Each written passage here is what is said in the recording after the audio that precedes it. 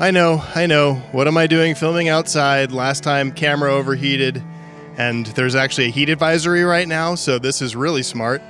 But I'm tickled to share with you Bode Effigy. This instrument came out of necessity for myself. A little while back, I was working on a rescore of the trailer for Chris Nolan's new film that's coming out, The Odyssey.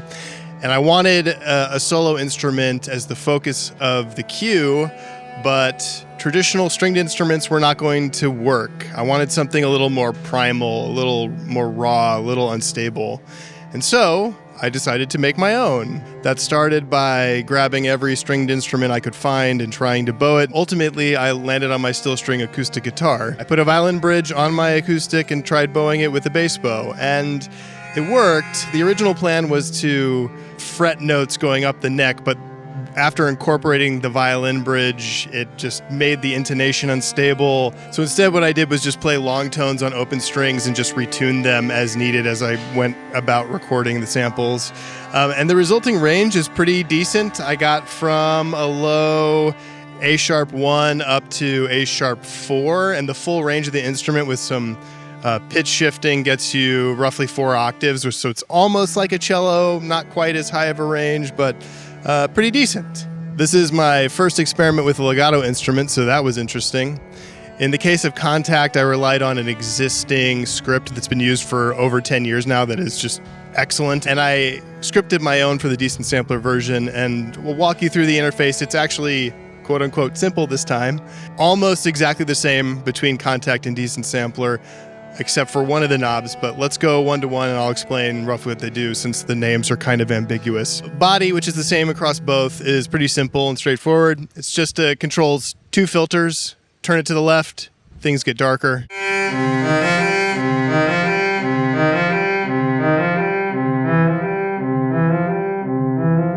Turn it to the right, things get brighter.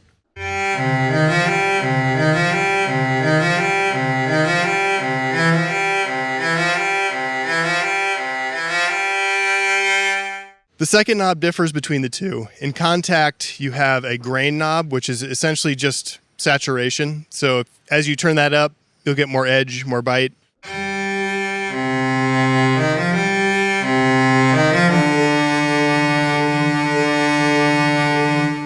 On Decent Sampler, the second knob actually controls the vibrato. You guys hear this construction happening to my left? I hope you can. If you turn up the vibrato knob, you get vibrato. To the left, you get kind of a shallower, slower oscillation. So for like lyrical passages, melodic passages, that tends to work well.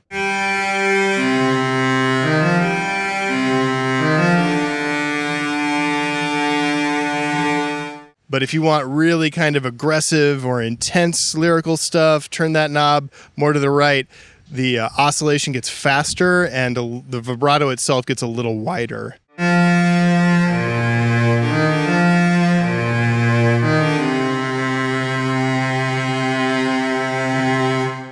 The middle knob, which functions the same, processing is a little different, is called drift. And drift just adds a subtle wow and flutter effect.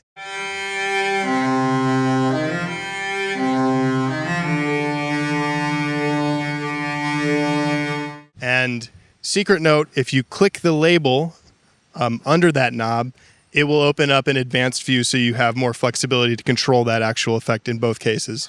The fourth knob, same across both, is pressure, and that just corresponds to amplitude mapping against velocity. So if you want the samples to play back at the same volume regardless of velocity, turn that to the left. If you want the full dynamic range the instrument is capable of, turn it all the way to the right.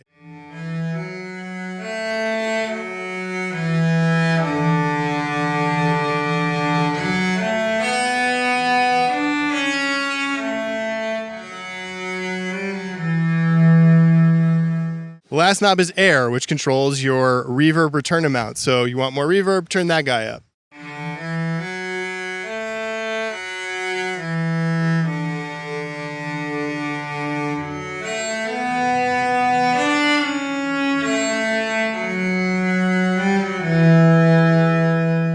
Same thing as with the drift knob. If you click the air label, it will open up advanced controls to change the impulse responses for the convolution reverb and to allow you to filter things, change some settings. If you want to really tune your reverb response, that's where you will do it.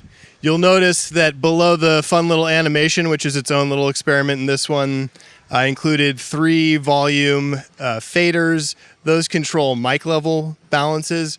So I recorded 2 setups for this. One was a close mid-side microphone setup. So you've got separate faders for the mid mic and the side mic. If you need side information, start turning that guy up and you'll hear the stereo image widen.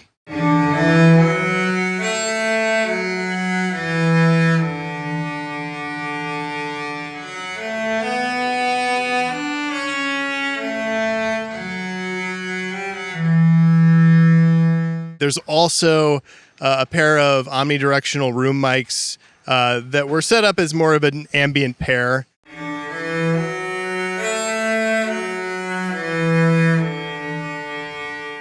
Those are all the knobs on the instrument. Let's talk about legato really briefly. In the case of Kontakt, if you want to mess with the legato settings, there are 2 tabs at the bottom that control the aspects of the whips script that I'm leveraging.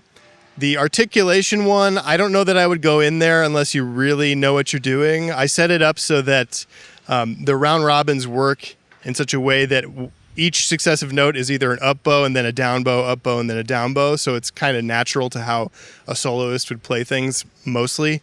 But if you want to change the vibrato, which is totally doable, click that tab and that will allow you to control things like the width of the pitch in the vibrato, the depth, the speed. So if the baked in setting that I have in the bass presets doesn't work for you, just give that a try, play around with it, see if it helps to massage things a little bit.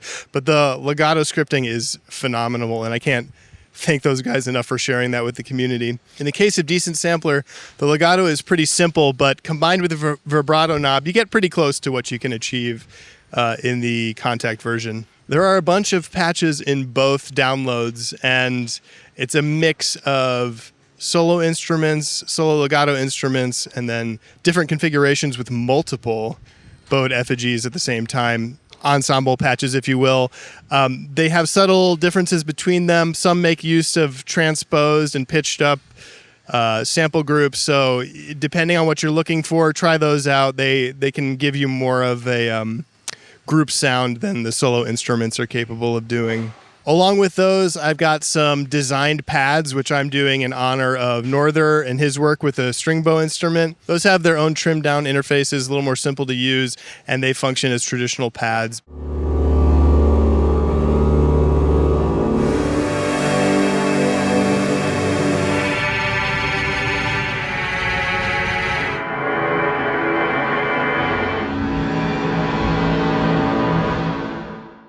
I hope those are really fun to play with as well. All right, that's it. I hope you really enjoy bowed effigy. It was fun to make. It's fun to use. If you want to show your appreciation for what I do, hit the like button, consider subscribing, and share this video with someone you care about. All right, I'll see you next time. Thanks.